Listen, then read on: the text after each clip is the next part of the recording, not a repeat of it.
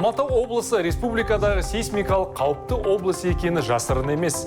Бұған қарамастан, кей тұрғындар жыл сайынғы кішігірім жер сілкіністеріне атүсті қарайды. Жер сілкінісін сезген адамдар үйден шығуға асықпайды. Дегенмен, сейсмикалық қауіпті аймақтың тұрғындары әрдайым апатқа дайын болуы керек. Әрі қауіпсіздік ережесін жатқа білуі тиіс. Өмірді құтқар бағдарламасының бүгінгі шығарылымында біз жер сілкінісіне қалай дайын болу керек, әрі табиғат апаты болғанда не істеу керек екенін түсіндіреміз. Қауіп алаңында сейсмикалық қауіпті аймақтардағы жер сілкінісінің зардабы. Мамандардың айтуынша, бұл жер қыртысының жеңілдеуіне себеп болса да, аса қауіпті жер сілкінісі болуы да әбден мүмкін. Алматы облысындағы жер сілкінісі өмірге қауіпті аймақтар. Бұл жерде 8-9 балдық жер сілкінуі болуы мүмкін. Апат айтып келмейді. Жер сілкінісіне дейін және кейін не істеу керек? Көп жағдайда жер сілкінісінің алғашқы секундтарында көптеген адамдар абдырап қалады. Жер сілкінісіне алдын ала дайындаламыз. Нені ескерту керек? Бүгінгі күні жер сілкінісінің 100% ықтималдығын алдын ала болжау мүмкін емес. Ескерту жүйелері бұл туралы апаттан бірнеше секунд бұрын ғана хабарлайды.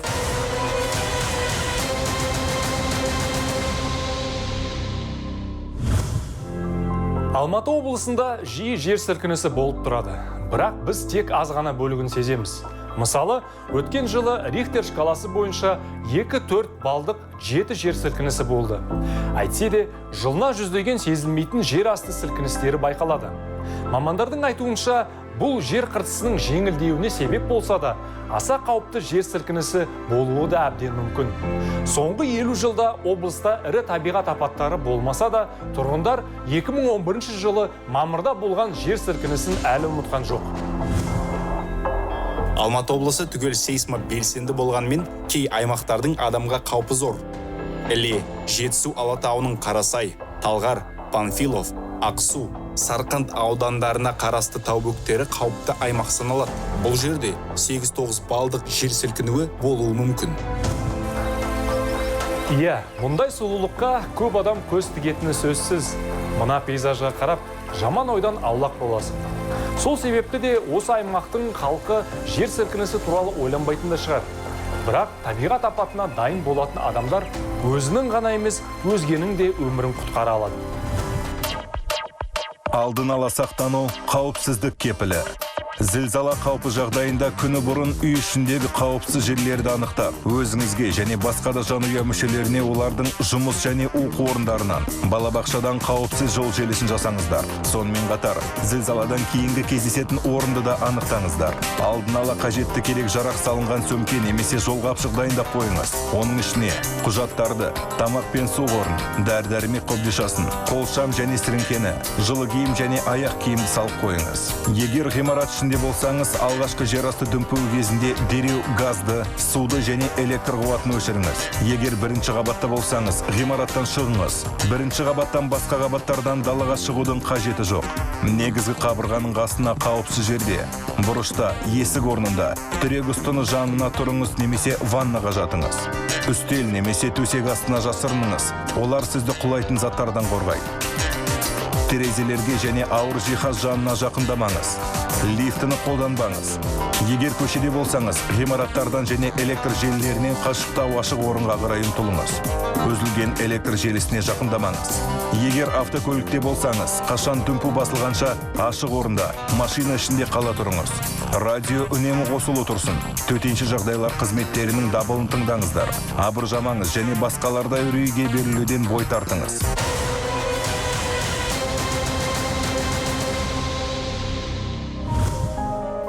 Көп жағдайда жер сілкінісінің алғашқы секундтарында көптеген адамдар абдырап қалады. Жер сілкінісі кезінде ессіздікке ұшырамау үшін азаматтық қорғау органдары, сондай-ақ объектілердің басшылары, мектептер мен ауруханаларда және басқа да мекемелерде үнемі сейсма жаттығулар ұйымдастырады. Биылғы жылы Алматы облысының аумағында 149 сейсмикалық дайындық іс-шаралары өткізілді. Сейсма жаттығулар райондар мен қалаларда, барлық оқу мекемелерінде, мектепке дейінгі оқу орындарында, денсаулық сақтау мекемелерінде, азаматтық қорғаныс санаттарына жатқызылған объектілерде, аса қауіпті объектілерде және адамдар көп шоғырланған жерлерде жүзеге асырылады. Бүгінгі күні жер сілкінісінің 100% ықтималдығын алдын ала болжау мүмкін емес. Ескерту жүйелері бұл туралы апаттан бірнеше секунд бұрын ғана хабарлайды. Сондықтан адамдардың құтқарылуға деген уақыты аз болады. Өткен жер сілкінісі және қайталану қаупі туралы халыққа жедел ден қою және хабарлау мақсатында Алматы облысы төтенше жағдайлар департаментінің кезекші бөлігі мен Алматы қаласы сейсмологиялық тәжірибелік әдістемелік экспедициясы жауапкершілігі шектеулі серіктестігінің кезекші қызметінің диспетчерлері арасында тікелей телефон желісі қосылған арнайы телефон қондырғысын орнату жұмыстары жүргізіледі.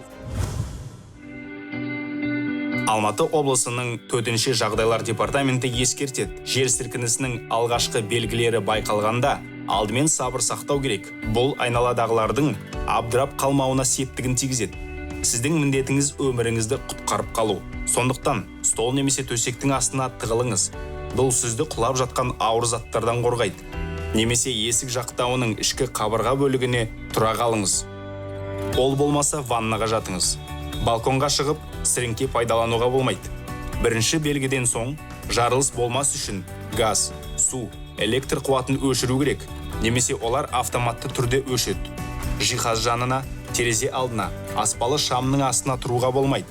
Бірінші белгіден соң, қауіпті шабадан мен құжаттарды алып далаға шығу үшін 15-20 секундтай уақыт болады.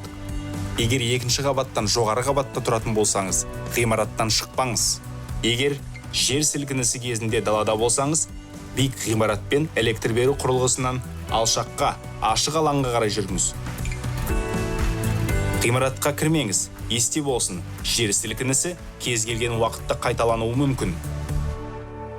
Телефонды жедел жәрдем қызметі 103, өрт сөндіру қызметі 101, құтқару қызметі 112 сияқты маңызды қоңыраулар үшін пайдаланыңыз.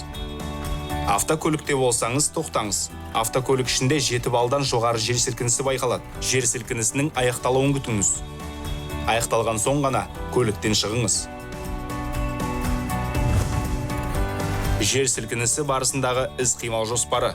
Ғимарат ішінде болсаңыз, сабыр сақтаңыз.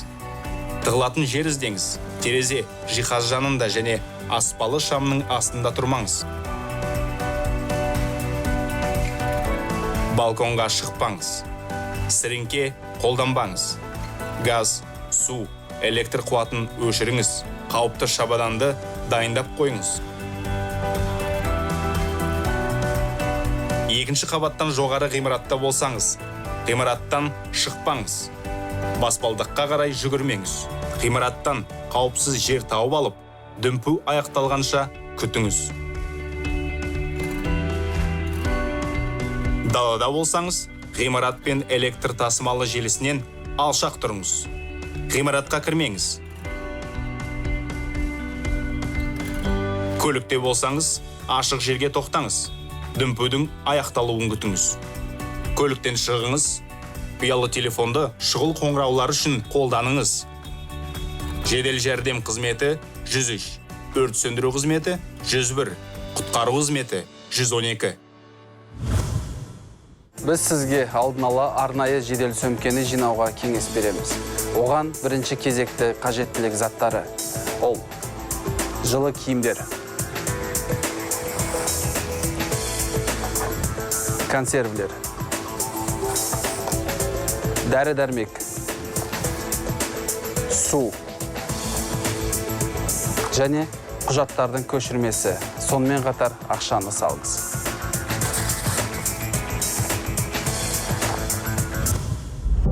Жер сілкінісінен кейін не істеу керек? Жер сілкінісінен кейін дүмпу кезінде сіз отырған ғимараттан шыққанда абай болыңыз. Сондай-ақ зардап шеккен адамдарға көмектесуге дайын болыңыз. Үйінділерден босатыңыз. Ұзақ уақыт бойы адамның денісіне ауыр зат тисе, салдары қиын болады. Мұндай адамдарға шұғыл медициналық көмек қажет. Хабар тарату жүйесінің сигналдарын мұқият тыңдаңыз. Іс-қимыл ретін түгел орындаңыз. Қатты зардап шеккен ғимараттарға жоламаңыз. Кіруге мүлдем болмайды. Сіріңке немесе оттық пайдалануға болмайды. Жер сілкінісі түнде болса, телефон жарығын пайдаланыңыз. Егер сіз жер сілкінісінен кейін үйінді астында қалсаңыз, терең тыныс алыңыз. Дүрбелеңге бой алдырмаңыз және энергияны ысырап етпеңіз. Мүмкіндігінше өзіңізге алғашқы көмек көрсетіңіз. Ерте ме кеш пе көмек келетініне назар аударыңыз. Жақын жерде басқа адамдардың бар жоғын анықтаңыз. Жақын жерде заттарды іздеңіз. Дыбыстық және жарық сигналдарын шығарып, көмекке шақырыңыз. Жер сілкінісіне алдын ала дайын болсаңыз, оның зардабын азайтуға болады. Дос, бауыр, туыстармен бірге жер сілкінісі барысын елестетіп, бірігіп жоспар құрсаңыз құба-құп. Отбасы мүшелері электр қуаты, газ, су құбырларының ажыратқышы қайда орналасқан білетіне көз жеткізіңіз. Қажет кезде олар газ, су, электр қуатын ажырата білу керек. Медициналық көмек көрсету ережесін қайталап өттіңіз. Сонымен қатар жеке құжат, үйдің құжаты мен ақшаны дайындап қойыңыз. Үйде тым құрғанда бір жарықшам және қуаттағыш батарейкасы, тамақ қоры, су барына көз жеткізіңіз. Мұның бәрі бірнеше күнге жету керек. Міндетті түрде үйде бинт, мақта, йод, ауырсынуды басатын құралдар, дәрі-дәрмек жинақталған қобдиша болуы керек. Қауіпті шабаданда болуы тиіс заттың бәрін жинаңыз. Ары қарай көретініңіз. Ғалымдардың Алматы облысында қауіпті жер сілкінісі бола ма деген сауал төңірегіндегі пікірі екі ұшты.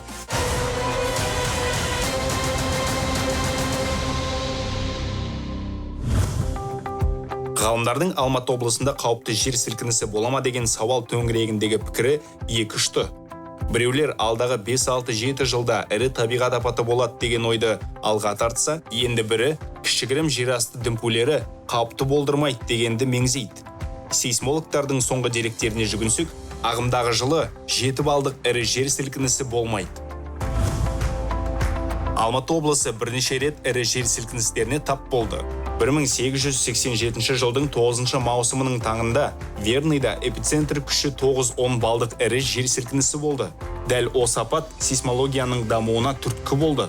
Келесі Кемин жер сілкінісі 1911 жылдың қаңтарында Верный қаласынан 40 шақырым жерде болды. Оның магнитудасы Рихтер шкаласы бойынша 8,2 балл болды. Ал эпи орталығы Іле Алатауының етегіндегі аудан жері. Жер сілкінісінің дүмпуі 4 миллион квадрат шақырым жерге дейін жетті. Бүгінге дейін бұл Орта Азиядағы ең ірі апат саналады. Оны Өзбекстанның, Ресей бірнеше қаласының, Үндістанның сейсмостанциясы тіркеді. 25 жылдан соң Кемин Шу жер сілкінісі болды. Эпи орталықтағы 8-9 балдық күшіне қарамастан ешкім зардап шеккен жоқ. Себебі жер сілкінісі болған аймақта адам аз тұратын. Сол себепті материалдық шығын аз болды. Бұл жер сілкінісінің қаупі қалада 6 балдық күшпен сезілді. Тағы бір жер сілкінісі 1971 жылдың мамырында болды. Ол тарихқа Жамбыл жер сілкінісі ретінде енді. Оның күші 7 балл еді. Апат салдарынан 28 мыңнан аса ғимарат зардап шекті.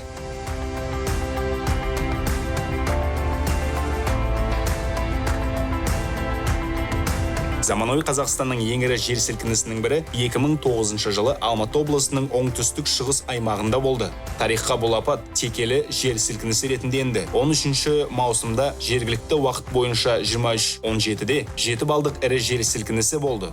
Дүмпу салдары Текелі қаласында анық байқалды. Бұл жерде 10-ға жуық үй, әкімшілік ғимарат қирады. Апаттан ешбір адам зардап шеккен жоқ. Алайда жүздеген адам үйсіз қалды.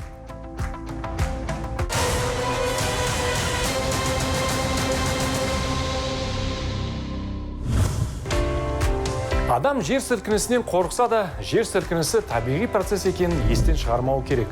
Сол себепті сейсма қауіпті аймақта өмір сүріп жатқан соң, қауіптің қандай зардап әкелетінін ұмытпай, бұл мәселеге жауапкершілікпен қараған дұрыс. Апаттан аман қалуыңыз сәттілікке ғана емес, сіздің қырағылығыңызға да байланысты. Жер сілкінісі әр адам тек өзіне сенетін апаттың бірі. Өзіңізді және жақындарыңызды сақтаңыз. Бұл өмірді құтқар бағдарламасы. Келесі кездескенше.